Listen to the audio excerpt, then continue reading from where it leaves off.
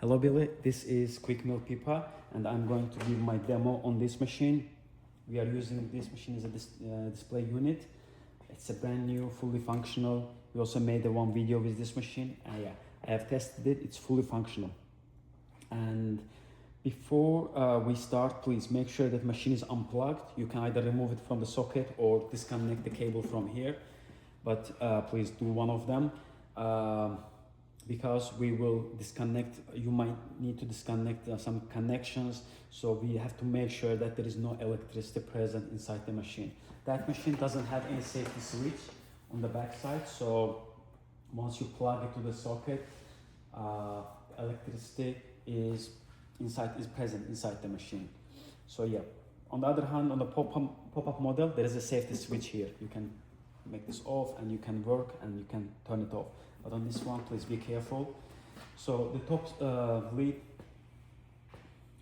secured by 3 flip screws. I have already removed the 2 of them. Now I'm going to open the last one. So if you are using the smaller wrench, that's okay. You need to use the smaller one, but if you have the bigger flip screw drive, make sure that you apply pressure and rotate it. Otherwise, you might strip the flip screws. Okay, and so once you remove all of them, you can take this out. And the quick tips. So here there are three small clips, metal clips. Sometimes they are loose, but sometimes they are tight. But in this machine they are tight. I cannot remove them. But in pop-up models, whenever I open the top lid, it comes easily. So just be careful. When you take it out, they might drop inside the machine. You can take them out. Just be careful when you remove the top lid. Make sure that they are not moving. Sometimes it's hard to take them from inside the machine. Okay, this is about the clips. Okay, now let me adjust the camera and we can start. So first, I will just zoom it. I will also include the close-up pictures, so you can also compare them with clearly. But for now, let's start from the power cable. So I'll try to let me try to zoom it if I can. So you can see the plug there. Okay, that area. So one of them is a green and yellow is a grounding. It should be in the middle, and the one on the right is a hot line. On the left is a natural line. So they are, by the way, the same cable they came from. You can also follow them one by one. And for example, that grounding cable is going there and attached with that solenoid valve. You can see it here. And it also connects the boiler for the boiler grounding here. Okay, and it will be hard to follow these two because, as you can see, this area is like a spider web. But let's start with easy ones. So pump connections. Sometimes they are loose, and I have seen a few times I just touch it and they pop up. But in this one, for example, this is tight. In order to check them, all you need just to press them like this to make sure that they're fully connected. And let's move here. So these two are important. These are the connections of the terminal, the heating element. So the machine, when machine trips, most of the time these cables are connected in a reverse way. So that one goes here, for example, that one is here. So you can check it. By the way, this is the back side of the machine. So if you are looking from that direction, the left one, the right one should be the light blue cables. The left one should be these reddish color connections. So in your second email, you mentioned the power light is on, no matter which direction the power switch is. Even if it's in the middle, it still shows the light, which shouldn't be the case. Let me show you. So actually that's really helpful. Thanks for providing that information. And I'll show you that now. So now I'm going to plug this machine here, power. And right now, machine is off, switch is in the middle. I turn it to the left, light is on, off. Okay, let me, it might not be visible, but let me quickly, I'm sorry. Okay. Let's see now. Okay. Yeah, now it's visible. Okay. So while in the middle, you shouldn't receive, the machine shouldn't receive any light here. It needs to be off, pale like this.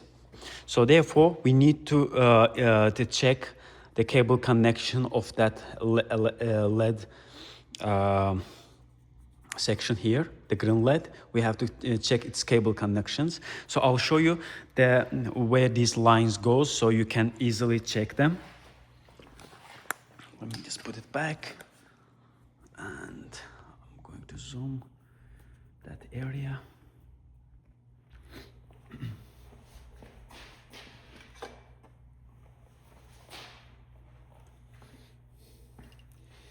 So that green LED has two connections here, as you can see. One of them is the upper one is a blue, light blue. The lower one is a dark gray. So the blue one, it goes to the last switch on the, the LED light on the front. So let me show you here, like, okay, let me just unplug it.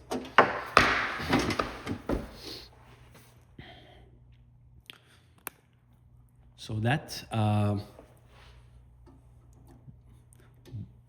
me show you like this, okay.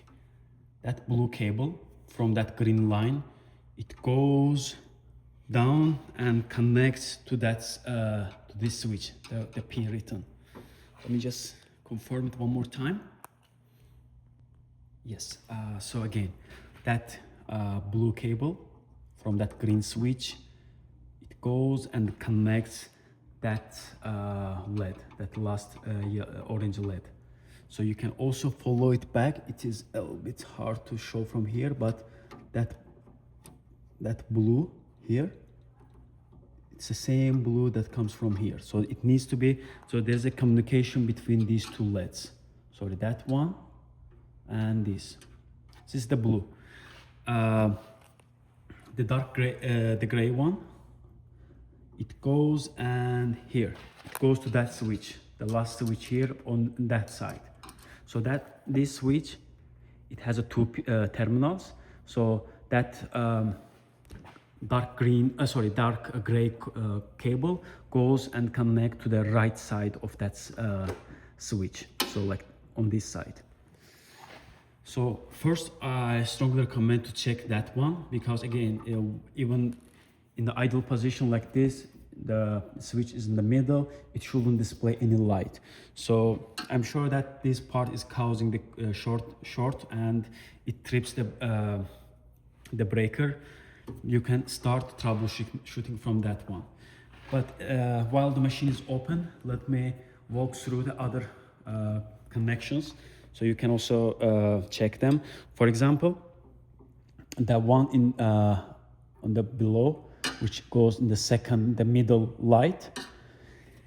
So as you can see, it has a two orange, that is red, I believe it's a light red, yeah, cable. So they go, one of them is go to terminal here, and second one, it goes to the lower temperature sensor here. So you can follow these two cable again. One of them should go to this terminal, and the second one goes to that black temperature probe there. Let me just zoom it out. Okay. So that cable connects here, and if you trace it back, it goes here, and the second one from here goes and connects here, and from here there is a one goes to another sensor. Yeah, so you can also check that one. So that area again is like a spider web. It's really hard to show every connection one by one, and they are connected, and it really gets confusing when you start to follow them. So it will be harder for you to trace them back. But to help you efficiently, what can I do? I can try to draw them, and maybe you can follow in that way, or maybe while the video is on, I can quickly show you the correct connection with their color, so you can also check them. For example, that switch, on-off switch here, okay, it has in total it has 5 connection. So top 2 is a blue color, 2 here, single here. Below them, again, this one is a gray and orange, and there is a one here.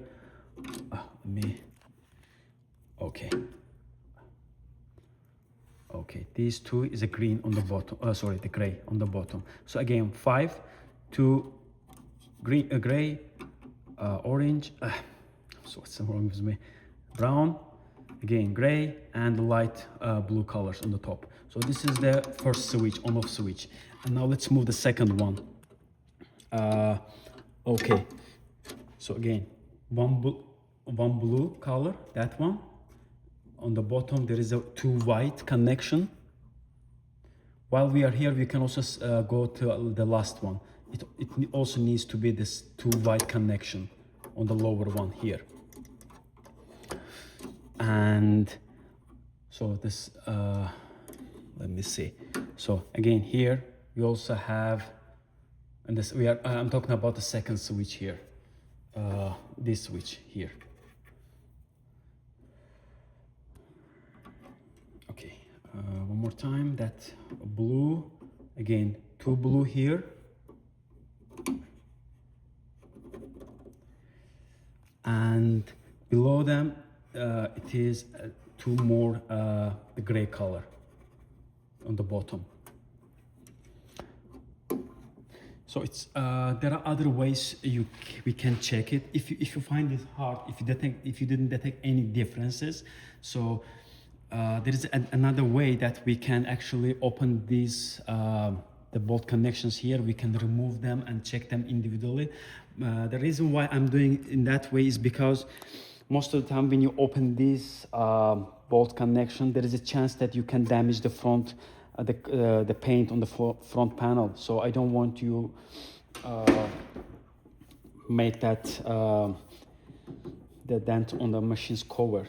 So therefore, it's safest option to go in that to troubleshoot in that way. But again, if you find that difficult, please, I don't want to waste more of your time. So I will ask myself, shipping team, we will send you the return label and we can easily exchange it for you. So I'm doing this because if you can detect the issue, you can easily fix it, and in that way you will save a lot of time sending back and forth. Yeah, so therefore please try to apply compare the connections in that way. And one more information, I'm not sure I told this or not, but that this part here is called the temperature sensor. You can also see the one here, black color, and there is a one more here, it's also black. So that one is a white. The difference between them is that one has a reset button in the middle. So you can also see like this black plastic here. So you can try to push that button. You can just simply put the screw there and press it. If you hear the click noise, it means that temperature will pop up. But I don't think that that will be the underlying reason in your machine, because when that pops up, machine just simply doesn't turn on, no matter which direction you switch it. So please just compare this configuration with your machine and let me know about the result.